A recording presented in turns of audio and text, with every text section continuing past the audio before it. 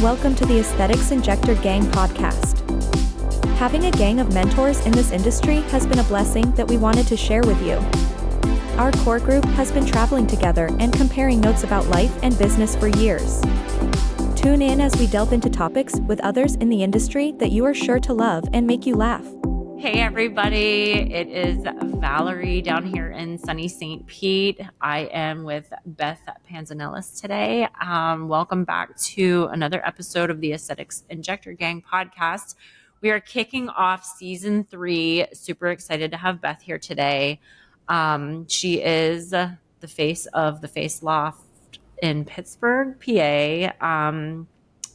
Quick bio on her. If you've listened to her and I's other podcasts, she goes into some more detail. Nurse practitioner, primarily cardiothoracic, 1,000 years and hours under her belt. Very well seasoned in a good way, but started out very humbly injecting a long time before it was cool in her home studio, and then expanded into her current practice and is soon to be opening up her second location, correct? That's right. Wait, I got to go back. Val dropped a bomb on me while we were starting this and said, we're videoing now, so just be prepared. Are you videoing like right now? Yeah. Everybody wants to see us, Beth. Okay, that's what the people said they wanted. She's like, we're videoing, and then she hit the thing. I'm like, okay. Yeah, sorry about that.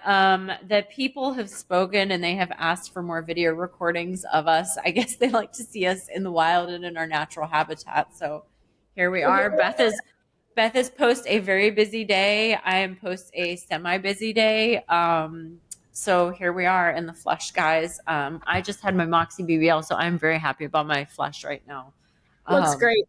Well, I'm glad you warned me, because I'm just got home. Like you said, I'm sitting here usually, cockeyed. So I'm glad you gave the heads up. No, you look very professional. You're in your I'm still in my scrubs.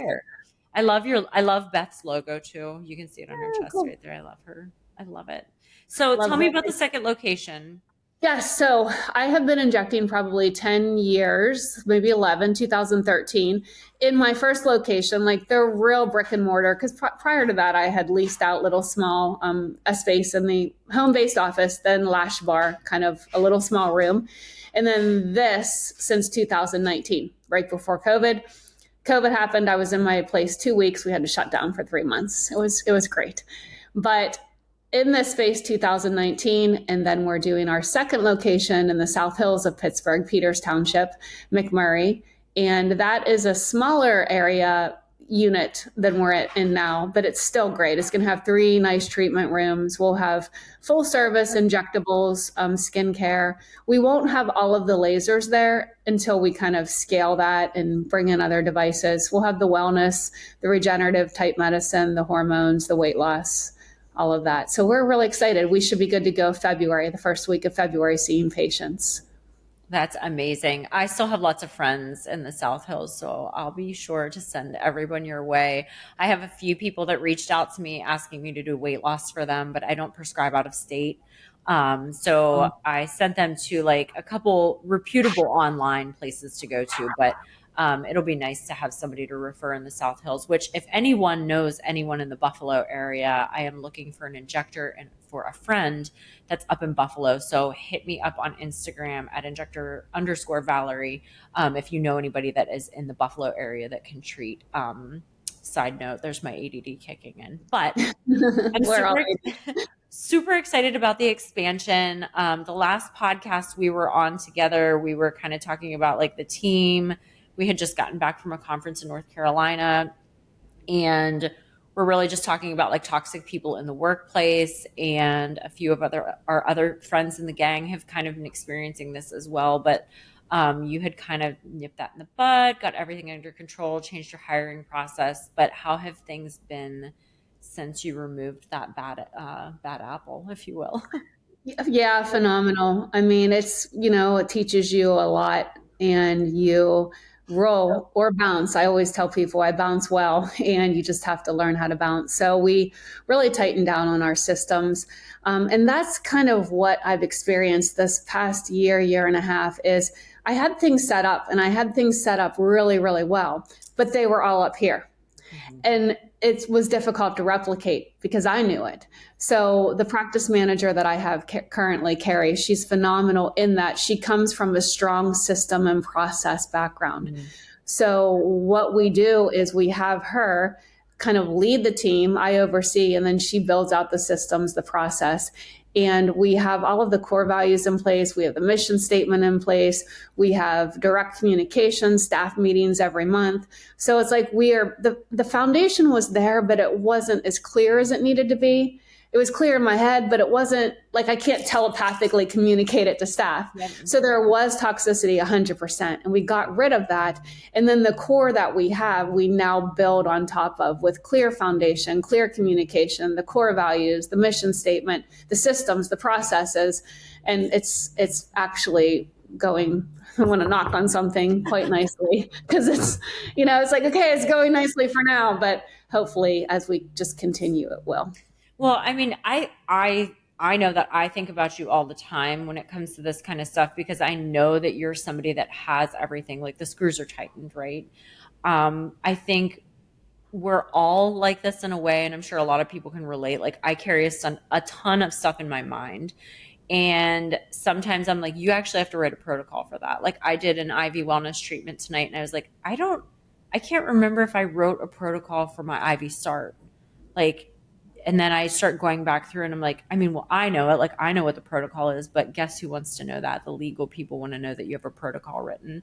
And it seems like such a mundane thing to write a protocol for treatments because you're like, well, you just do what you do. Well, guess what? When somebody comes in and audits you, they want to see your protocol for that. And you should have those in place. And your medical director should know about those protocols and review them and sign them annually. And, even if you don't change them, like I've been rewriting mine for, I feel like what's 1,000 years, you should, put that date on there, punch the new date, update it on such and such date, because you have to stay current in that stuff, especially with your emergency protocols, I'm sure, as you know. But even like, I don't have a mission statement or anything. And I was thinking about you, like in the last few months, like small things I want to do is like get my mission statement very clear. Cause like I've briefly talked to you about like considering bringing on an esthetician, even if it's just 1099, but I need to make sure like it's clearly communicated to that person. Like, this is how we do business at Spindrift, and this is how we treat our patients at Spindrift. And these are the things that we do and our values and our mission. And like, I have my little card deck somewhere, but it's so important to do that. And like you said, like it's all in your head. It's hard to convey to some people. Like not all of us are good conveyors of information. Even though we're like geniuses at certain things, we're bad at others. But I'm glad to hear it's going better for you. I'm glad that you got that like tucked under your belt, because I know you're a very like systems person as well. I am. And we do, like, I have all the protocols, everything, like you said, everything's screwed down. And I feel bad for my staff sometimes because I'm always like, guys, we got to do this. I'm hyper paranoid about the law and everything. But one thing that's really been helpful with the staff is you find a career pathway and you show them what's possible in your practice other than money. If money is what motivates them, fine. But if you just use a solely productive or productivity model, it becomes very kind of transactional. And they don't have the skin or the desire in the game for your practice. It's just like, okay, I'm going to do this, give me my money, and I'm gone. But not gone like leave, although I'm sure some would leave, but gone like punch out at the end of the day. Yeah. So if you kind of can have them, show them their future based on what they want to do. So if you have someone who really wants to train or really wants to teach, well, then you let them develop a clinical lead training institute and you make them the lead clinical trainer. So you have to find what they like, what they love, and then show them the way that can happen. And we have like monthly one-on-ones with them, and we show them their goal tracking based on what they identified, and then we help coach them to get them there. So that's been huge too. Because before, I feel like it was so much like processes, and we have to do this and we have to do that, because as the oversight, I was like, hey, this is really serious, but I wasn't 100% taking into account necessarily what each team member wanted. Mm-hmm. So that's important. Well, and I was going to say that comes into like the leadership model, right? Like not every manager is a good leader. And I say that all the time.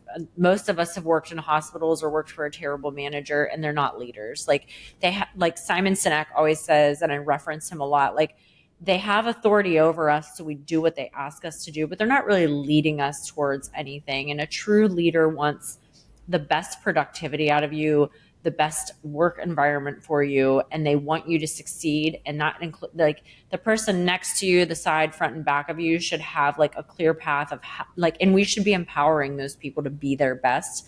And if we can't figure that out, we need to figure out how to help them be their best. And I think you've done that. I mean, like, in the small amount of time since the conference that we were at to now, like, I think about how much growth you've had in that one leadership role, but also just like the control of the space as far as everyone being happy. Mm-hmm. And it's a big deal to make people, like, it's hard to keep people happy if they're not feeling productive, and if they're not feeling like they're part of a team. And there's some people you'll never make happy, but it's important to recognize you're not going to make them happy. But like, it just makes the business flourish. It makes them flourish. That makes them flourish as an injector, as an esthetician, as everything. And you just see your numbers, your patient satisfaction, like everything just continues to climb. Because Everything goes up. And that's part of setting the culture. And my goal, but you have to remove the toxicity from the culture that's existing. And once you remove it, then the culture kind of forms together and leads alongside of you, because the culture's set and they either align or they don't. Yeah. But establishing that culture is so important. Yeah. And then not bending. I just had a conversation the other day. And I said to my patient, because we were talking about training and she wanted to go, to one of my other team. I said, absolutely. Everyone in this practice is trained according to the same standard. And I'm not easy. I correct, on the spot. I'm gentle. I'm not mean, but I have a really high standard. And you know what? I used to say, oh, I have a really high standard. Now I'm like, I have a really high standard, like unapologetically. So there's certain things you don't bend on in the culture, but there are other things that you have to kind of have the idea of what you want things to look like, and then you flow with it, but you don't bend from your core values and your mission statement, and that's your guiding light. Yeah. I think we can all empathize with being like, I know I'm a pushover and I like bend, and I try to give people the benefit of the doubt.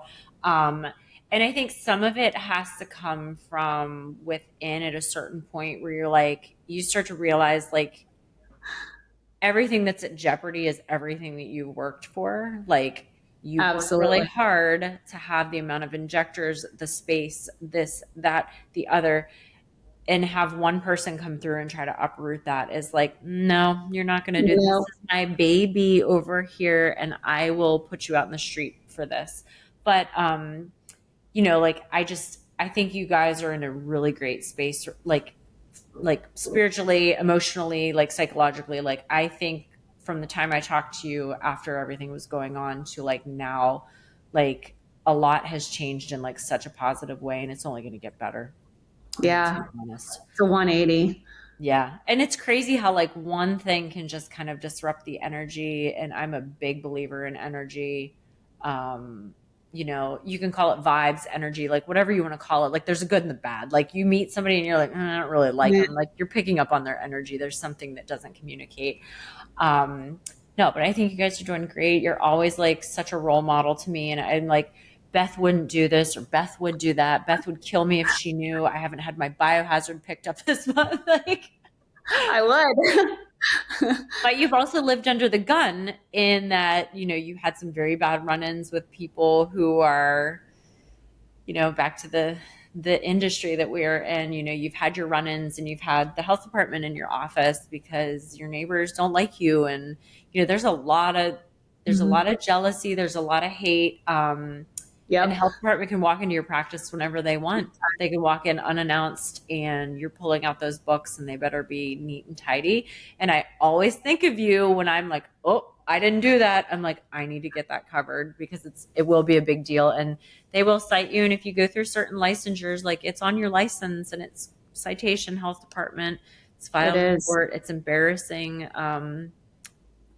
Do I think all of it's relevant? No. Like, I think if you have a non-dated vial, you just open that day and they popped you on that. Like, that's kind of unfair. But we all know the rules. You just got to follow them. So I'm so proud of you. Got everything under control. Me too. But kind of what the original thing that Beth and I wanted to talk about was the damn estrogen cream on the face that she had been advertising.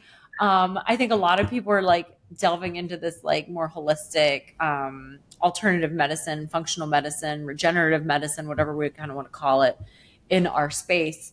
But you had posted something about like the estrogen cream on the face. And I was like, Beth, we need to talk about this because one, I think I need it for my face. And two, why are we even doing this? So I'm a big white paper person. So Beth did send me the white papers on it. I briefly skimmed through them, but tell me how you're like, along with the estrogen cream, like how you guys are integrating like wellness. Cause I know wellness is going to be a big portion in your new practice. So like kind of things you felt have like gone well, maybe not well. And just kind of how you guys are getting into that zone, if you will. Yeah. So estrogen cream first, because I'll be like you, I'll be all over the place. Lack of estrogen really hits the skin hard. And I noticed that. I'm 53. I noticed that probably in my 50s, like early 50, once I started to go through the change. Estrogen is responsible for skin plumpness, skin elasticity, skin thickness, skin hydration. You lose that estrogen, think your old little skinny, faced thin ladies that are dry and crinkly. So initially my patients, when I were posting it, they were like, Beth, that's vaginal cream. Like, what are you doing putting vag cream on your face? Are you really doing that? And yes, it is. It was traditionally vaginal cream to help with the, symptoms, sexual intercourse of menopause.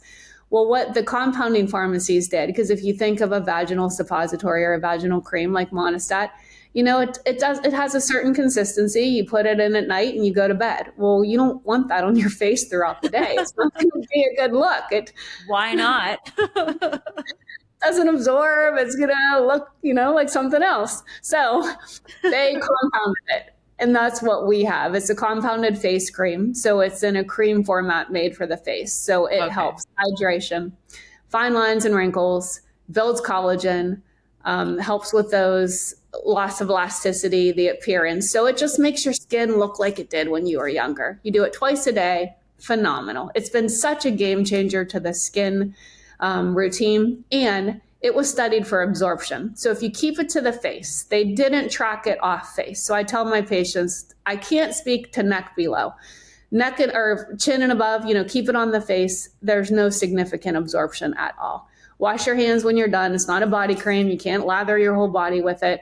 Wash your hands. I know. Put it on your face twice a day and you're good. Awesome. That's really interesting. Well, I think a lot of like, by the way, now that we've said like something else might look like it's on your face, we're probably going to be like a rated R podcast now. Like they said vaginal.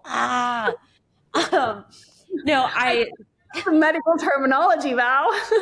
We didn't say anything inappropriate. But children, put your earplugs on.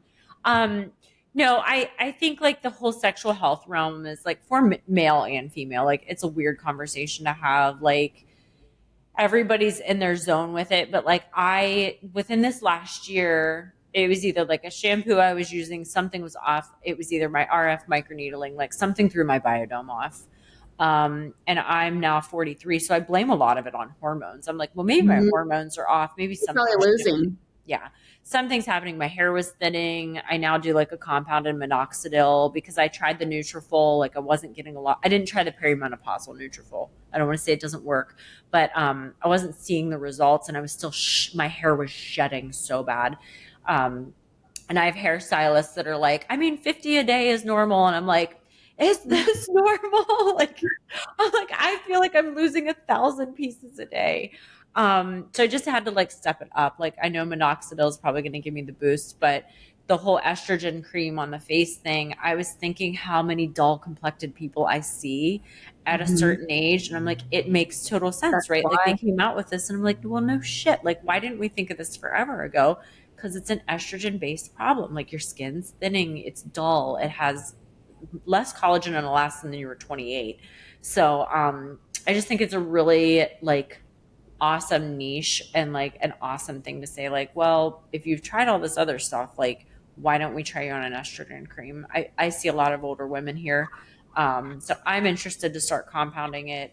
Mm-hmm. Obviously can't be the same as your vaginal cream. So please don't take this podcast and then start breaking up your suppositories and stuff and try to put it under here. It will not work. How are you Nothing. guys doing? How are you guys doing with your peptides and everything? Like, where do So you that's what we see that started. going? Okay. Yeah, so that's where we started in this whole wellness journey was with the peptides, the GLP. Okay. And I will tell you the research and the data on them, it is phenomenal. The patient satisfaction. So that's what blew up our wellness clinic. And the protocols. I mean, we're well known in our area because we truly run it medically. We take our patients seriously, their health serious. We'll tell them no. If they come in and they're not a good candidate, we won't do it.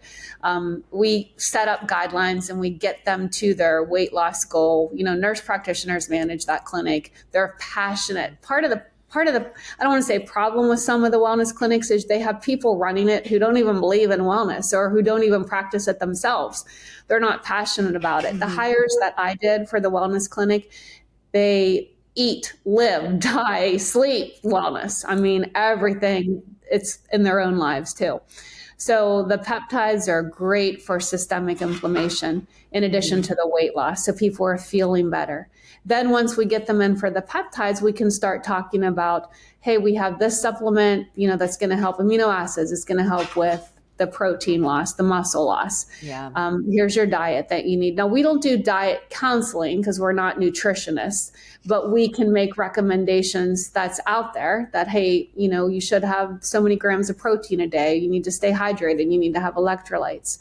And there's a real push right now in the public for this regenerative medicine, this wellness boost. And personally, I've been living it since I was 13. The alternative medicine, the wellness philosophy, the inflammatory triggers and the diet, limiting those. So I believe in it wholeheartedly. And I see for our clinic a wellness umbrella that started with peptides, but it's going to continue to grow into other things like sleep management, thyroid management, dietary intake that's better and healthier, like a nutritionist on board, a pharmacist to help counsel with certain type of medications that might interact. So just a more comprehensive way to get patients to feel better. And that's what they want. I mean, if you listen to people, they want a wellness approach. They're tired of traditional medicine. Not that it doesn't work, it just has a lot of gaps. Yeah, and I think so. I felt this like back in 2000, like 17, 18. And I'll start like with the GLPs. So my brother was on a GLP as a type 2 diabetic. And over the years, I watched his transformation. He started on Invokana, which was a glucose reuptake inhibitor. So basically what happens is it's an interesting pharmaceutical because you do what your body naturally does when you go into DKA, like you spill your glucose, right? Because it gets saturated, you start spilling your glucose. So this medication would block the uptake in the kidneys and the renals. And so basically you'd spill your glucose out. So like you could control your blood sugars with that. And he did really well on it. Insurance, of course, didn't want to pay for it. So he ended up on a GLP. And over the years, like I watched his body transformation from a central morbid obesity. And he wasn't, I mean, I guess by all terms, he was morbidly obese or obese, but his central obesity was gone. And he was nothing but lean muscle mass. And so I started reading about him back then. And I remember telling my husband, I'm like, if this goes to a weight loss market, they are going to own weight loss. So he started researching both Eli Lilly and Novo Nordisk and said that, they were postulated to be the top pharmaceuticals in 2025. Mind you, this was back in like 1819. So we had already kind of like tapped mentally into like, what does this look like? And I was very interested in the science behind it. I just didn't know how it was going to roll out because you never know how pharmacy is going to play it. Is it going to be an oral medication, an injectable, blah, blah, blah. So when we started compounding it with shortages, which Wegovy is still on, is it Wegovy? No, it's Mounjaro that's still on shortage technically. And if anybody needs insight into that, if you're being threatened with losing your compounding ability, always know that if you compound it with the B12 and then you're compounding it and dosing them at something that's outside of the brand dosing. Like if you can't dial your pen to 30 units, then that's a reason to compound your medication. So it's a little loophole that you can take. And most people are titrated. I'm sure you titrate them too, Beth, to different doses. Yeah. So that's a good way to get around the compounding rule.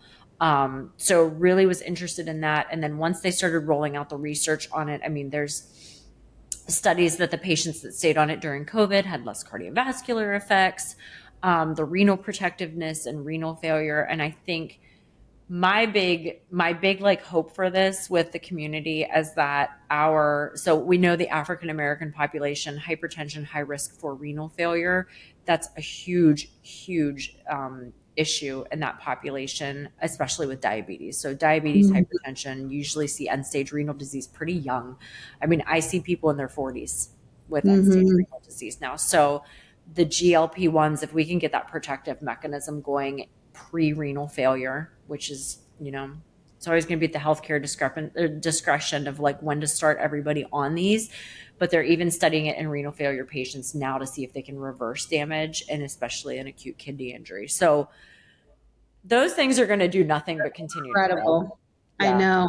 And when I say like life-changing medicine, I'm like, this is a big, like a lot of people are like, oh, it's terrible for you. It's terrible for you. I'm like, yeah, anything can be terrible for you in the wrong hands. Too much alcohol is bad for you too, but they sell it every day. Like you have to take into context, like you're a prudent provider. If they have thyroid issues, history of pancreatitis, like, of course you're going to be like, listen, this isn't the right med for you. But the second point I wanted to make was that I find people are not anti-traditional medicine, but people are tired of being popped a pill. Absolutely. Like, oh, you can't sleep? Here's some trazodone. Well, it's not really fixing your sleep problem. Yeah. You have anxiety? Pop this. Like these are meds that are like made for I don't want to say a quick fix because that's not the right word either. SSRIs, in my opinion, are not meant to be taken for the rest of your lifetime unless you have a clinical deficiency in serotonin and you need that medication to survive.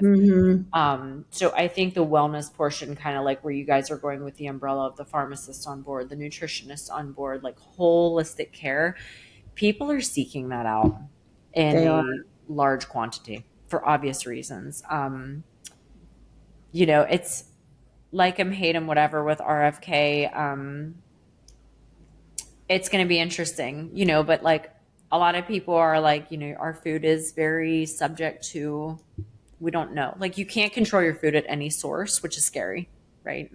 It is. And we've been seeing in our wellness clinic that the hormones are just out of whack with the younger population. You reach a certain age and you start to lose them. They start to phase out, change. But we've been seeing abnormalities in 30-year-olds. And I'm positive, I don't know 100%, but it's what we're exposed to in the environment. Yeah. That's my soapbox. It's what we eat, the plastics. And so now we just have to, because we also do the hormone replacement therapy. Now we can't do it in a 30-year-old. They're still making estrogen, right? Yeah. But we're seeing a lot of low testosterone in young women, young people, which, yeah. So I'm for some RFK. Yeah. I mean, we're all for like positive change, right? That's why I just try to like bring people back. I'm like, if it's a positive change and it helps us, then I'm all for it. Like if it's something radical, but we've been saying for years, like our food's poisoned. Like I don't want genetically modified food, but there's an interesting, Sadhguru was on, I forget which podcast I listened to that he was on. He is kind of like a spiritual guide, and he talks about a lot of greenhouse stuff, a lot of food growing. I'll have to send you this podcast, and it's like 2 hours long. You have to like fast forward to the end, or you can listen to the whole thing. Totally up to you. But basically talks about how we're positioning ourselves to not have an option other than modified manufactured food because of the wasting of our growth fields, basically because of the wind. So our topsoil is getting degraded. We're losing nutrients in the, I grew up on a farm. I grew up in agricultural. So like we do crop rotation. We do all of this stuff to kind of like prevent like complete denaturization of the soil. but at the same time, like we're losing topsoil, we're losing so much soil. So we're like losing the nutrients in the wind. There's a whole, like, and I'm probably not doing it justice and I'm explaining it right now, but Sadhguru, look up his information, and I'll try to post a link for it on this as well on the podcast. I think it was with, he's kind of a goofy guy, but I love listening to him. You'll probably know him once I say his name. But it's an interesting take on how we're kind of being pushed into this like no option of the zone. I believe it. You're going to die when I say this guy. I love listening to him in the morning because I'm like, oh, this past weekend with Theo Vaughn, that's who it was with. So he was on there, but they do like a lot of other like spiritual talks and stuff. Do you think you'll ever have, like I've kind of incorporated like breath work into my practice, and I kind of like partner with like a breath work. Like, how do you feel about like the meditative, like sound bowls and things like that in your practice? Like, do you think you'll have like a room? Yeah, you know what? I'm open to anything, exploring anything that helps. I personally get acupuncture for my migraines, and I thought about bringing that on. I don't know. I would think breath work, you would need a certain quiet, maybe. We try and keep the med spa quiet, but it's a bunch of women, and so sometimes it's a little loud. So I don't know what that would involve, but I'm not opposed to it at all. Anything that's beneficial.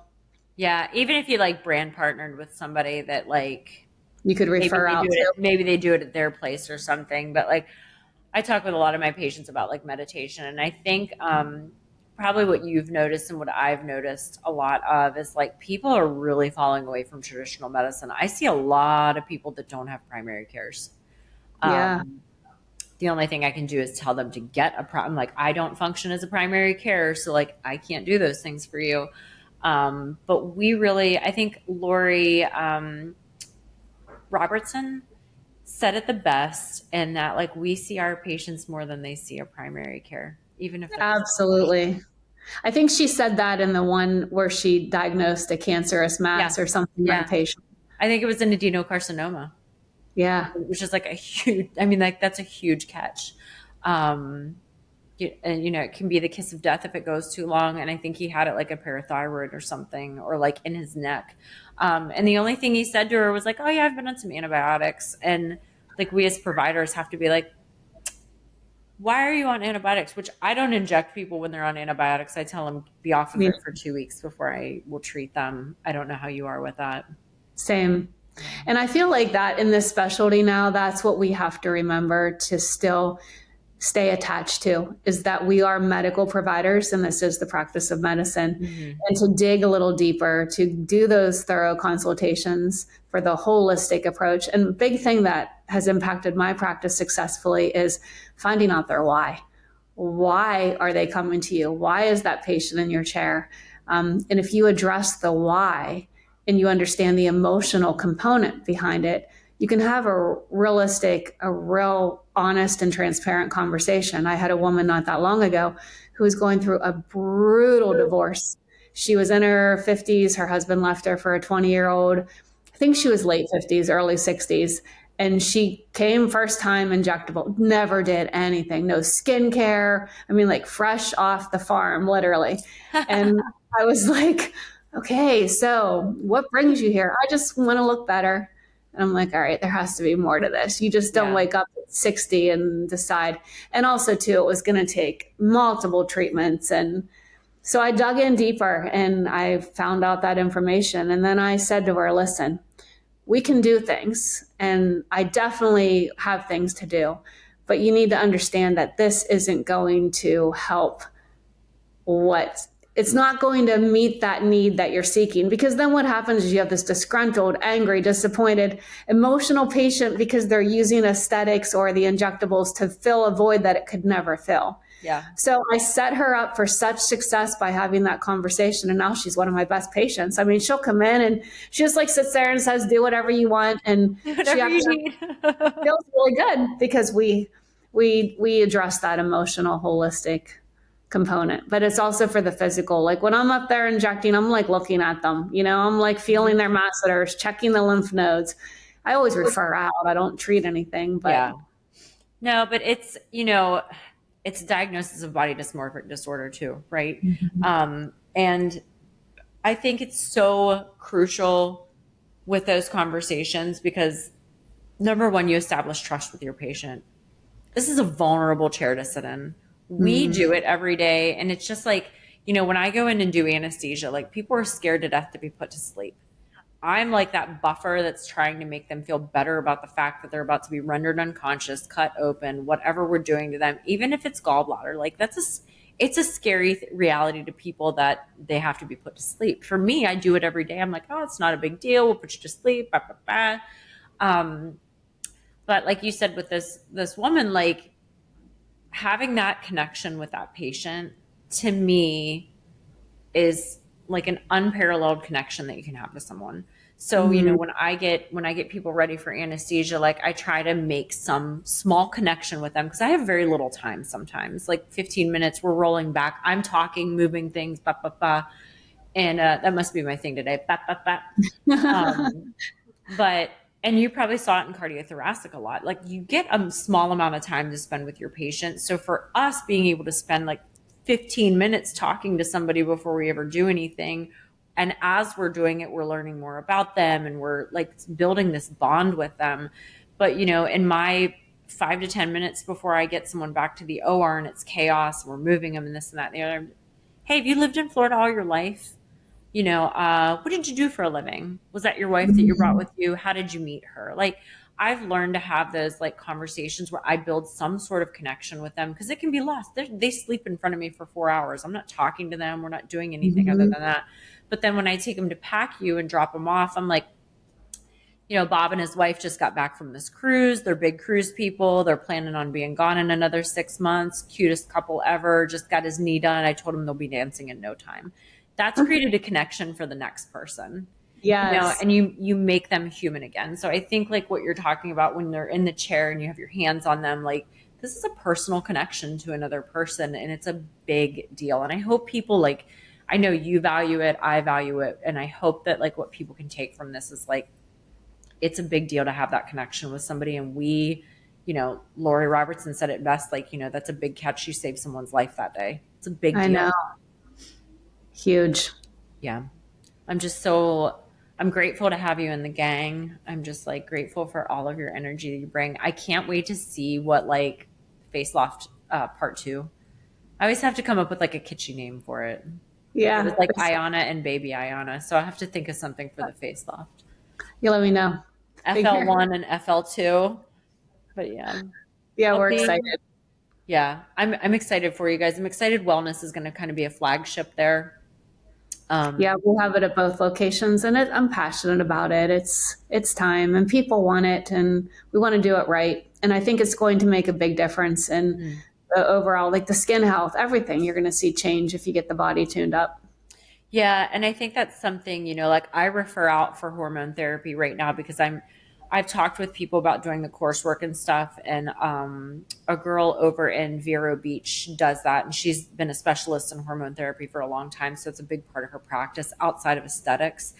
And when I talked with her about it, I said, I'm just not passionate about it enough to make Hmm. it like my thing.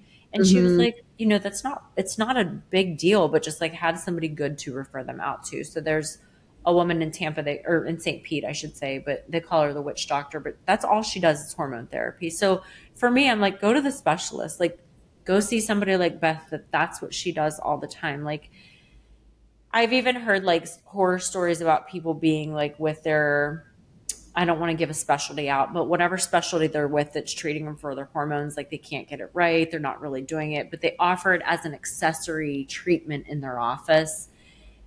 And it's just not like, it really is like a subspecialized area. And I'm sure you'll agree, like hormones are the most sensitive chemical messengers in our body. And once they're disrupted, getting them back to It's square one's hard. game over. Yeah, there's so much to it. Like the NPs that run that clinic, they are certified in the hormone therapy. And even at that, they've had to take a lot of personal time learning and how things impact, like how one move or one dose impact even the thyroid. I mean, it's all so connected. So it's so involved. I don't do it. And I don't do it for a reason. I believe in it. I get pelleted, I trust them to pellet me, and they follow my labs, and they know what they're doing, but there is a lot to it.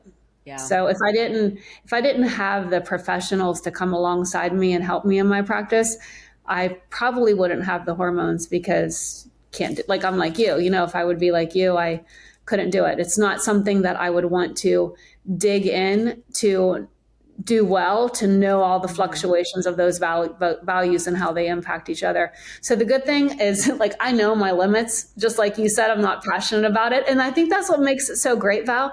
And where people get into problems is when they don't know when to stop. Like, you see so many people in the aesthetic world, and they get in it and they want to go from 0 to 100 miles an hour, and they don't want to learn and do one thing well and then add something else on, and then be like, oh, you know what? I really don't like that. I'm not going to continue that, because I'm not passionate enough to do it well. And half-assing things aren't good when you're dealing with people's trust and face and bodies. I mean, I'm not passionate about threads. Like, I have a population I could probably thread the crap out of, but I'm not passionate about it. I don't want to say that I don't believe in it, but I'm also, I get to a point where I have some people I'm like, you need a facelift. Like, let's call it what it is. Like, I don't want to put that many threads in your face. I don't want to deal with complications with threads, but there's some people that thread and there's nothing wrong with it. It's just like, it's not my thing. Like, I'm more like, let me do some HD radius. Let me do some sculpture on you. Let's do body treatments. Like, that's kind of my thing that I really like doing. So come back in 6 weeks and you're like, look at your collagen. Like, look what we did. And a lot of people do want to do everything. And like, I stuck with injectable fillers for a long time. I learned the hyperdilute radius. I learned how to manipulate some of those products really well. You learn things you love. You learn things you hate.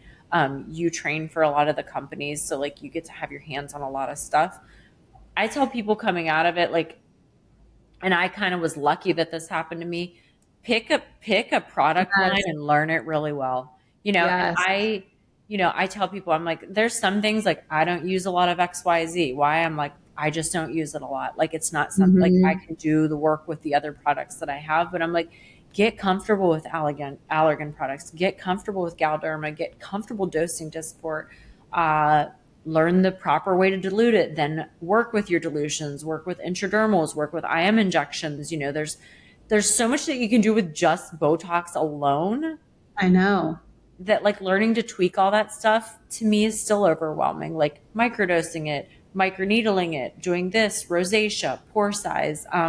So like I tried to train someone and they wanted to just learn like right off the bat, I want to learn lips, cheeks, and how to do BBLs, and I want to do it in one day. And I was like, I can't teach you that in one day. We have 15 models lined up. I'm like, I probably couldn't do 15 BBLs in a day unless I had 5 people back there mixing all those syringes and just handing them to me. And you'd just literally be like injecting nonstop. So, No, and I think what happens is people, they compare themselves and they see like, oh, well, this person is doing this and this and this. I have to do this and this. And they feel inadequate because they're just doing their one thing. But baby, if you get the best at that one thing, you can knock their socks off and knock them out of the park because you do that really well. And then you add something on to that one thing and something on and something on. And then that's how you have an established practice. But what you said, that takes time, like learning how to do, and you have to be willing to invest the time and to take the time.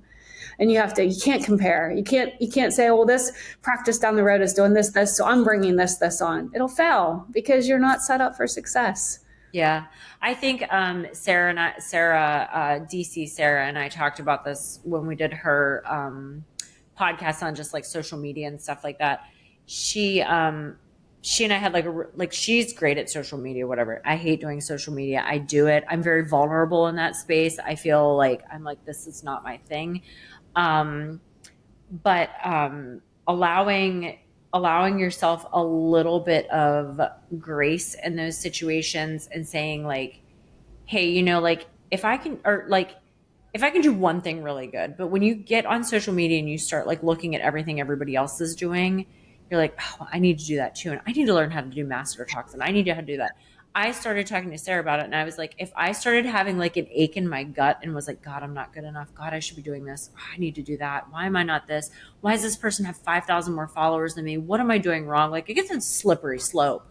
I would just unfollow the account or I would mute the account. Cause I'm like, if something about, and it's not the person's intention, like, let me say that, like the person's intention is not to make me feel bad. But if I'm watching something that's making me feel bad about what I'm doing, mute it, get rid of it. Like you Yeah. don't have to have it on your social media, or use it as inspiration and say, how can I work to get to where this person's at? Because that person that has 50,000 followers and is booked out 3 months, like it didn't happen overnight. You No. actually, Beth said something to me. Oh God, what was it? Like 3 or 4 weeks ago. It was something on social media that you posted, and I started laughing, and I was like, I'm like this all the time, Beth. And you were like, you are, but you're at least humble about it. I was like, am I, Beth? I mean, because we all want our practices to be busier, right? Like that's the end game is you're seeing more patients, treating more patients. But, if you build, I might be up to a book of 70 or 80 patients now, but that came from zero. Right. You've got to give yourself that little credit where you can. And, Yes. if Small you can, victories, recognize it. what's that? You have those victories and you recognize them as such. But when we have, like you said, 70 to 80, but if you're looking at someone who has like 500, you're not going to be satisfied with your 70 to 80. But if you started at zero, that's phenomenal. Yeah. So I think and I think the danger in that is like, well, I don't have 1,000. Well, Beth has 1,200. Why don't I have 1,200? Because now I'm at 500, but she's at 2,000. And you just will always chase that, and you'll never be satisfied. Like if I had 500 patients that I just absolutely like, I saw all the time, I could cultivate, I could take care of them, I'm paying my bills, like business is good, I'm good with that number. If it's 250, I'm good with that number. Like you have to figure out like what is going to make you happy financially for your business, what's going to keep it alive, and your treatments. And like you said, like you're shifting to health and wellness now. Like fillers and toxin, all this stuff are great, but even like I think as a business owner, you're always like you're shifting your gear every day.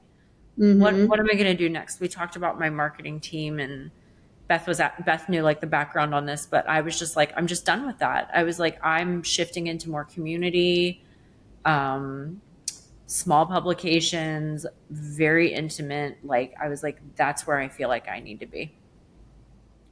Yeah, and you just have to go with it. Yeah. And when we started out, and injectables are our number one earner, and the peptides. But as we see the need, we still maintain. It would be foolish of us not to recognize that there's a need for wellness. So we are growing that out. And that's what you have to do as a business owner. But we've done it slowly. Like there are places, they just started injectables like a couple months ago. Now they're bringing on wellness. It's like grab, do. And that's what I would caution people against, because you're only going to have complications that you don't know how to manage. And it's going to give us all a bad name. And then the state boards are going to crack down on all of us because... Good old Arthur Swift said, when you keep hurting enough people, the government will just take it out of your hands. Yeah. So I thought that was a really powerful statement for him to make. And he's very right. Like if you keep causing harm and you're having people with, small bowel obstructions and pancreatitis and thyroid complications because you should have weeded those patients out or educated them better on your GLPs, it's going to be a problem. I think it's regulated well now, but I think it will get very regulated if you continue to have patient harm. Absolutely. Through neglect. Like let's be clear about that. But it is what it is. So I think the wellness aspect will be great for you guys. I'm so excited for your second location.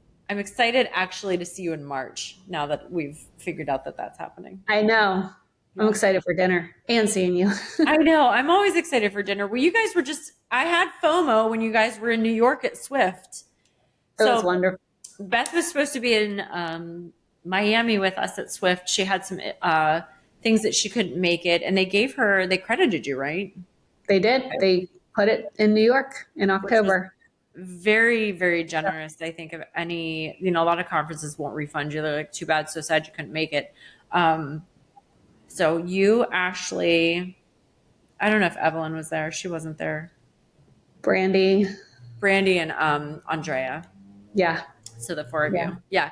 Because Beth was like in her jeans. Beth always looks very stylish, by the way. She acts like she doesn't, but she's always dressed very stylish. I wasn't that night. She did though. I'm like, but that's Beth. That's like what Beth wears to dinner. And I'm like, that's Beth and it's okay. But the rest of them were like all decked out and everybody looked phenomenal. But Beth thought that she was underdressed for dinner. But I totally. Beth's there for the food. She doesn't really care. No. She's like me. Just give me a good plate of food. We have to get you down to Florida also sometime. I will. I'm coming. No, it's not. It's California, I think. I need to check. I might have something in Florida. If it's close to you, I'll let you know. I think it's California though. And then we have Arizona. We're doing like a business conference, business growth strategy. Oh, very nice. But that's in Arizona. Oh, text me the names of those. I don't think it's not the same one that Brandon's speaking at, I don't think, in Arizona. That's what I was thinking. Because he's going to be out that way in April, I think. I just can't remember for what. I think he's speaking at something. I just have to remember what it is. I can't keep any of the ducks in line. That's Brandon's job. Yeah, let me know the business ones that you're going to because I'd love to tag along if I am available. If you're coming to Florida, just give me like a 3-month window. Yeah, 3 months. My office isn't booking out that far, but my anesthesia is being booked through June right now. So I think I'm booked through June on weekends, and then my weekday schedule should be coming here probably next month. So they just do 3-month blocks. So they just happen to schedule 3 months very far out. But yeah, I would love to see you in Florida. I'll see you in Pittsburgh. Let everybody know how they can get a hold of you in case they have questions or like have wellness, if they're seeking to do wellness or if they can outreach to you, if you have any resources for them, how they can find you. Absolutely. So the webpage is www.thefaceleloft.com. We are on Instagram at The Faceloft, also at The Faceloft Beth, and email beth@thefaceleloft.com. So basically, if you just go to Google and search The Faceloft, you will find Beth. You will also find Annie and everyone else at The Faceloft, which I love. I love it because it's easy to find you guys. Exactly. If you do that, The Faceloft on Instagram, all of our handles come up. So yeah, no, that's perfect. It's good marketing. If you have questions for me, Beth is in Pittsburgh. I am in St. Pete. I am injector_Valerie on Instagram.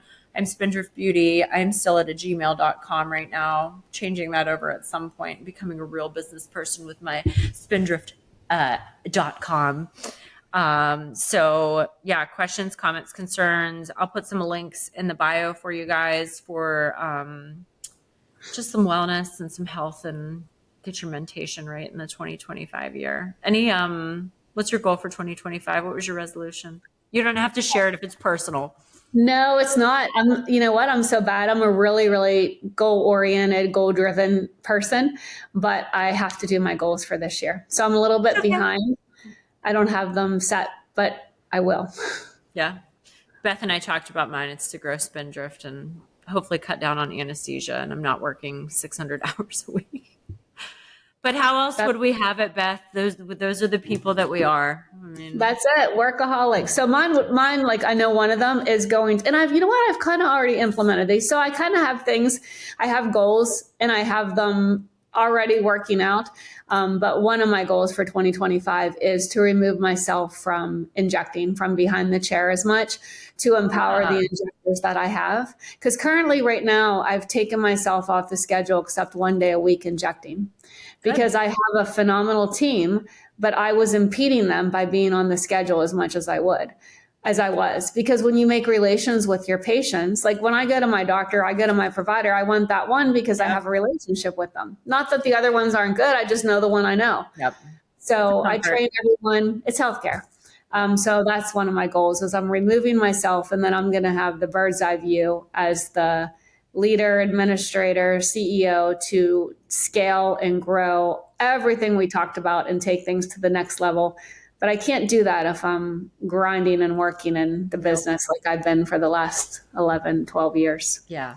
Oh, Ashley had the long cover, not Ashley out in Idaho, but the other Ashley in DC had the conversation with me. She's like, unless you're filling up a full day, you need to stop doing 2 days of injections. You need 1 day of admin and you need 1 day of full patients. And she was like, it's hard to split your time and be like, all right, I'm going to see a patient, then I'm going to do a little admin, and then I'm going to see another patient, then I'm going to do a little admin, then I'm going to see one patient, and then I'm going to have 2 hours down. I'll get some more admin. Nothing gets done.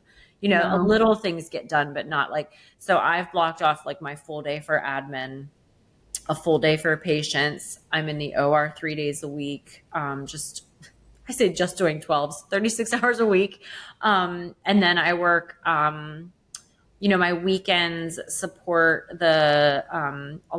some of the overhead. The business is supporting itself almost 100% now, but I still need that little cushion to kind of keep me comfortable. So 3 weekend days a month. I used to work more than that, and I promised my husband, I said, I will do the minimum I need to support that business on the weekends. And I actually had more time off in December. I only worked 1 weekend day. And Look at that, Val. I know. I spent time with my friends and my family, and I was like, who are you people? But we also we had a really good New Year's Eve. We drank a little bit too much, and I said, I don't want to see you people for a long time now. It's like, this is why I work the weekends, to stay away from you guys. But yeah, I think like you have to have that balance. And she just kind of recentered me on a couple things that she was like, don't go to the OR and work that day, Valerie, because I know how you are. You're like, I could pick up an 8. It'll be an easy shift, and then I'll do admin in the afternoon. She's like, you really just need to dedicate that to your business. So kind of like what you're stepping back, like you've grown your business to where you've been to this point, grinding away, and now it's time to just kind of step back and continue to scale it. So yeah, it's going to be good for you. That It'll is be the Face Loft 3. That's the plan. Yep. It's in the works. Good for you. Good. All right. Well, we have talked everyone's ears off. If you want a part 2, comment below that you want part 2 and more about wellness and what Beth's doing and kind of how she's gearing her practice towards that. And then I'll see you in March, Beth. Awesome. Excited, Val. Take care, guys. We hope to hear from you soon, and welcome to season 3. Thanks for listening. If you enjoyed this episode, please like, share, and comment. Follow us on Instagram at the Aesthetics Injector Gang.